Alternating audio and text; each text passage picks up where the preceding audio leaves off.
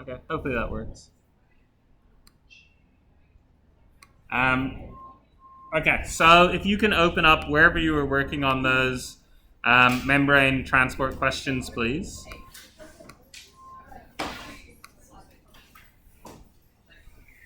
We'll quickly run through the answers.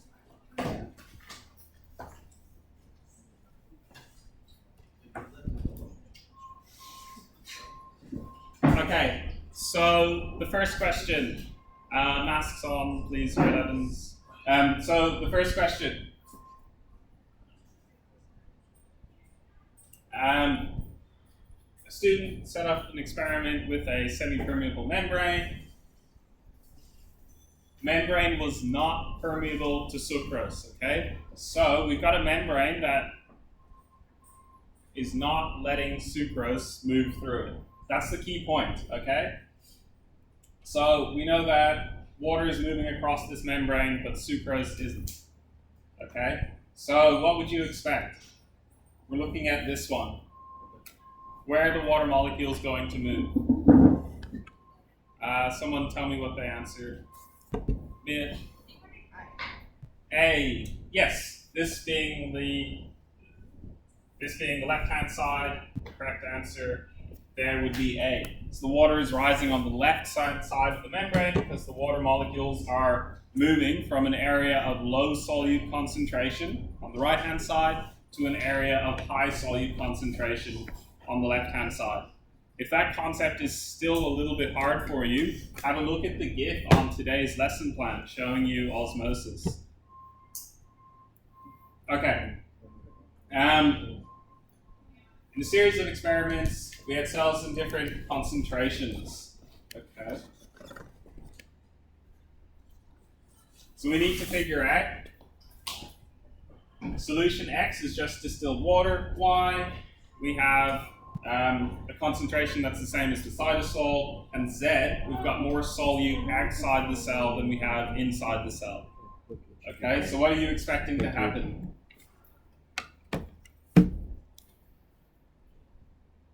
Someone give me an answer for this one.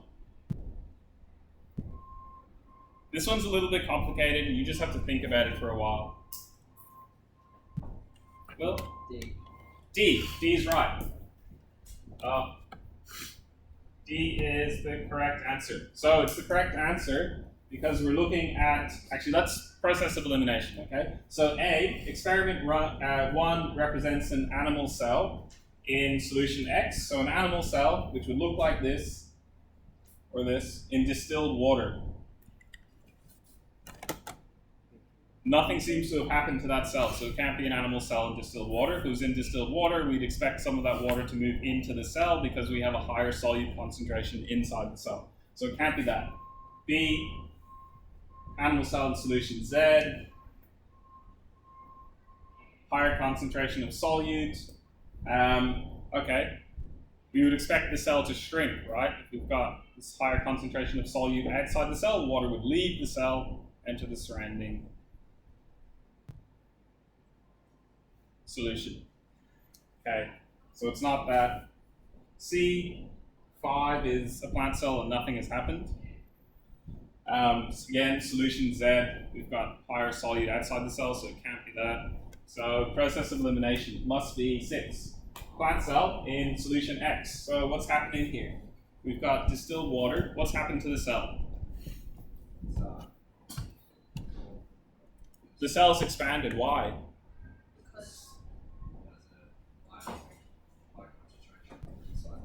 Yeah, so because of this same process, which is osmosis, this same process that's happened here, we've got a higher solute concentration inside the cell. So water has moved from outside the cell, in that solution, into the cell. The cell is expanded, and that water has gone and filled up the vacuole of the plant cell. Question 3.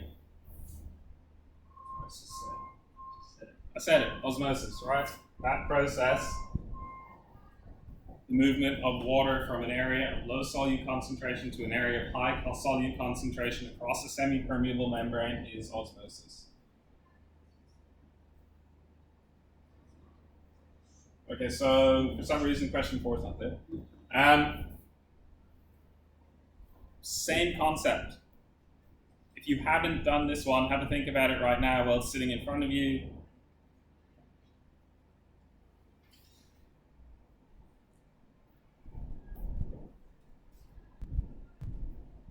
All right, Callum, give me an answer. Question 5. Oh, wait. Just give me 1 second.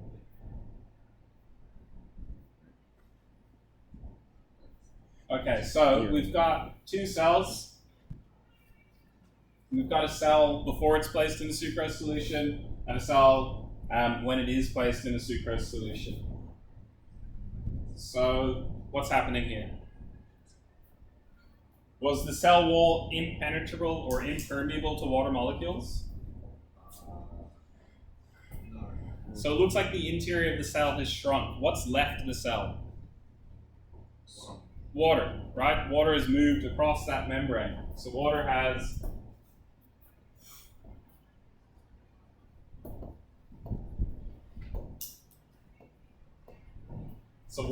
has left the cell.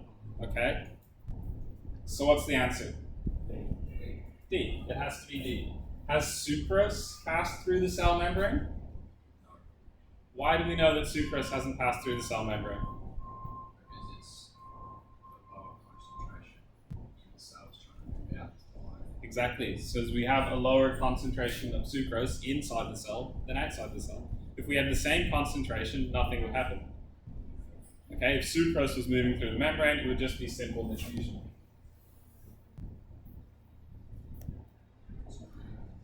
Mitchell, give me the answer to question 6.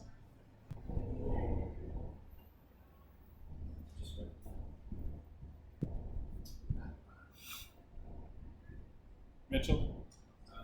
B. D, yeah. That's simple, right? Yeah, that's true. Okay, question 7. Paige, you want to have a go? Cell membrane of an animal cell. It's not a hard concept, it's just recall. Yeah, go on. D, yes, phospholipids, we've got carbohydrates, proteins, and cholesterol. So that's D. Question 8.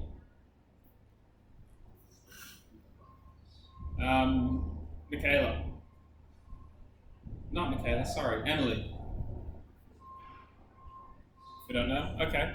So, to help you, this E right here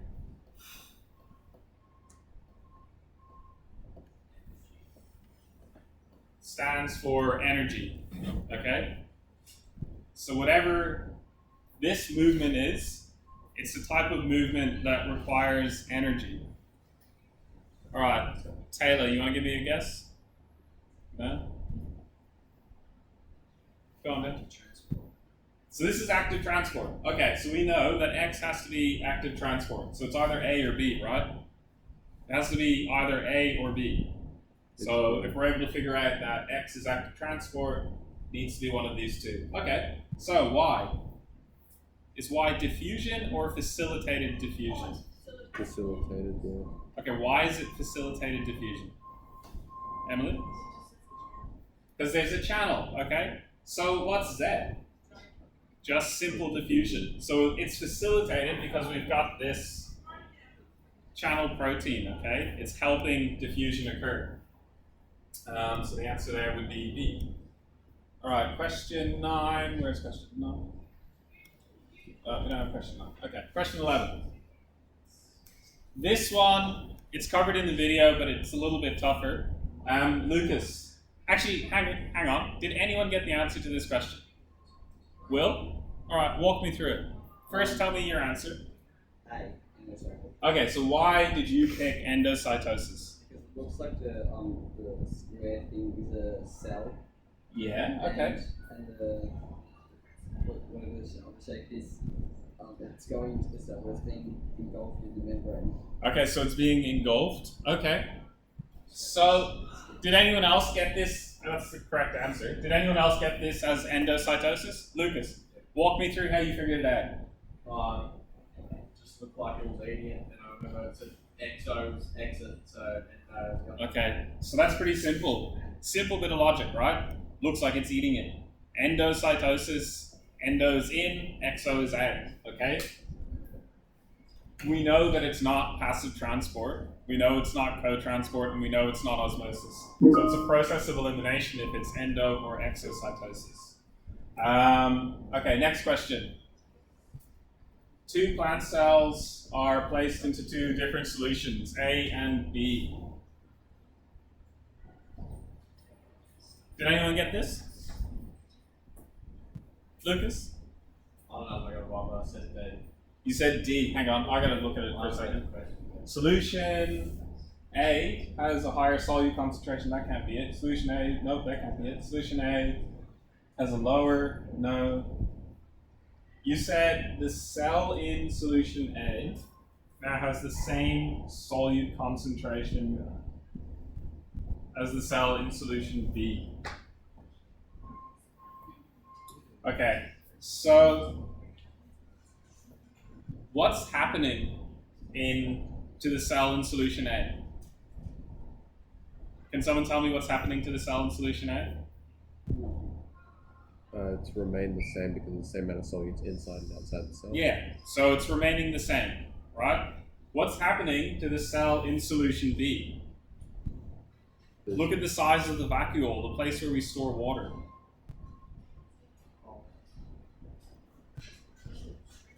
It's shrinking, okay? So the cell wall is remaining intact, but the interior of the cell, the vacuole, the cytoplasm, have shrunk.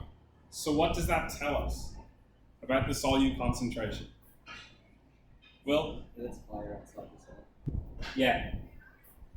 So the solute concentration in wherever this cell is sitting has to be higher than the solute concentration of wherever this cell is sitting, right? So it has to be C.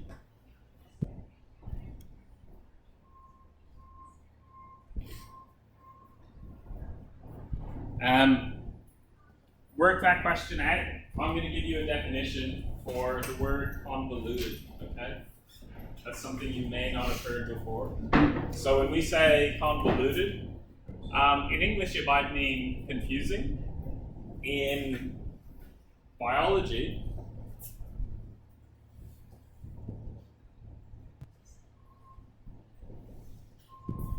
someone tell me what I'm drawing. Mitochondria? It's a mitochondria, right? This is a membrane that's inside the mitochondria. That membrane is convoluted, so it means it's sort of really wavy. So it's more straight. Okay, where else would we have a convoluted membrane? What other cells? Think about digestion. Yeah, it's a concave membrane.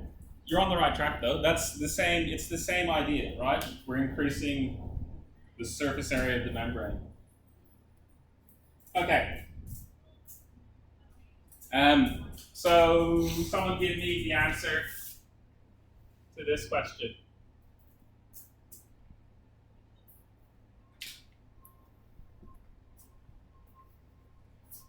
Okay, so what would affect cell surface area to volume ratio? Would cell size affect it? Yeah. Yes. Okay. A differentially permeable membrane. Is that going to affect the ratio? No, right? What about the presence of a convoluted membrane? What about increasing the surface area of that membrane? Yeah. Okay. What about the presence of many membrane transport proteins? Is that going to affect the ratio? No. Okay, so it's got to be 1 and 3. 1 and 3. So it's C. Sorry? Oh, that's my fault. Yeah, you're right. It's D, 1 and 3.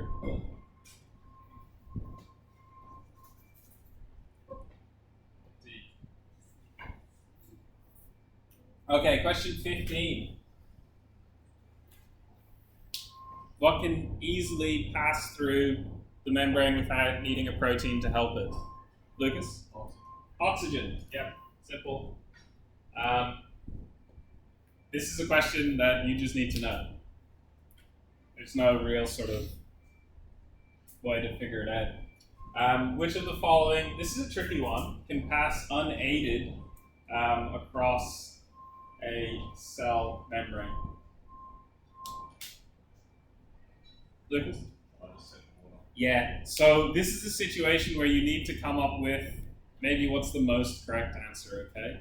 So we know it can't be all of them because we know that we need a pump to move sodium across the membrane. Sugar can move across by a protein carrier-mediated transport. Water can move across. It needs a protein channel.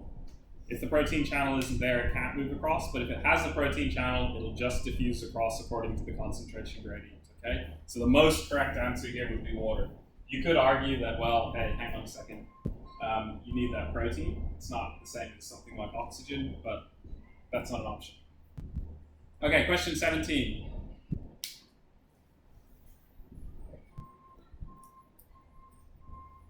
Did anyone get this question right? Or anyone get the answer to this?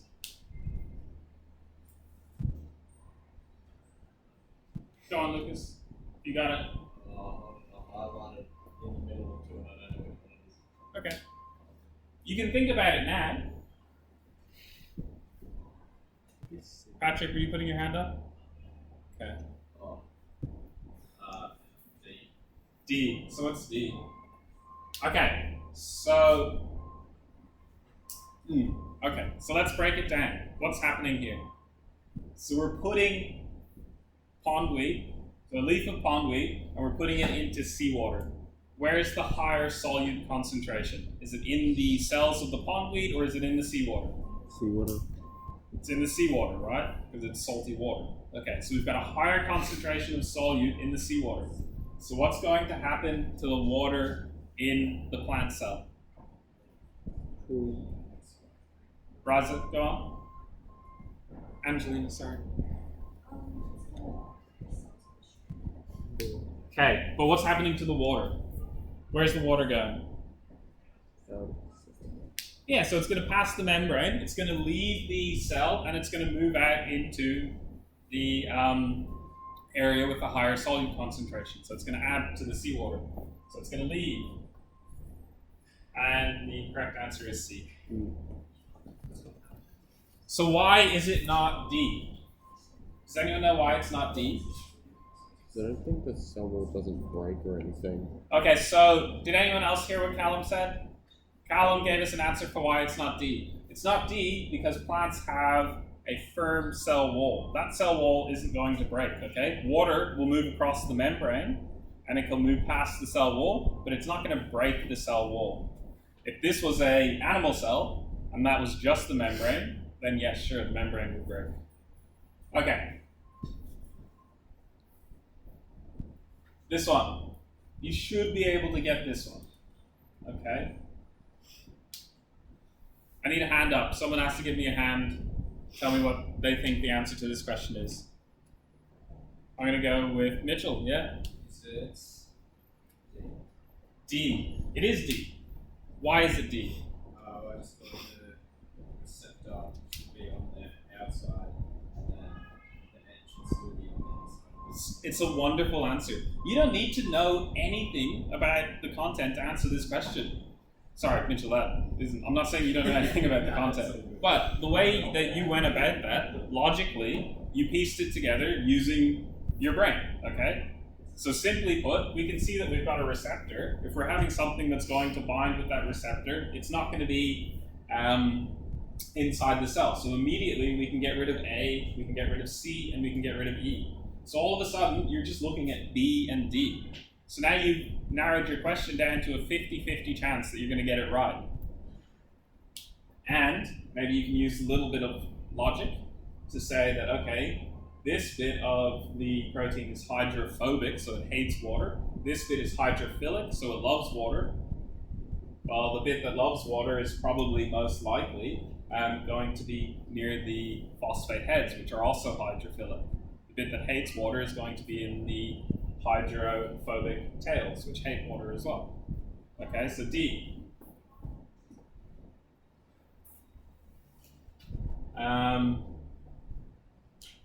Did anyone do the short answer questions? Hands up if you got to the short answer questions. Just Maddie and Will. Okay, and Remy. Will you do them tonight if I leave them? Will you actually do them tonight? Hands up if you'll do them tonight. Come on, put your hands up. Alright. I think this has more impact if you've actually had a chance to attempt doing the questions, and if you haven't gotten to the short answer yet, then I'll ask you to do these short answer questions for homework, and we'll go through the answers in our lesson tomorrow. So 6 questions, okay? You can give me the answer in bullet point form, okay? Although it's better for you to give an answer like you would in SAT.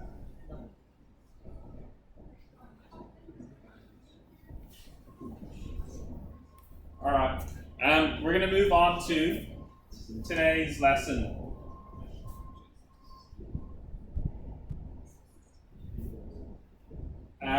Okay, so what are we doing today? All right, can I get devices closed quickly? Okay, I'll stop recording at some point.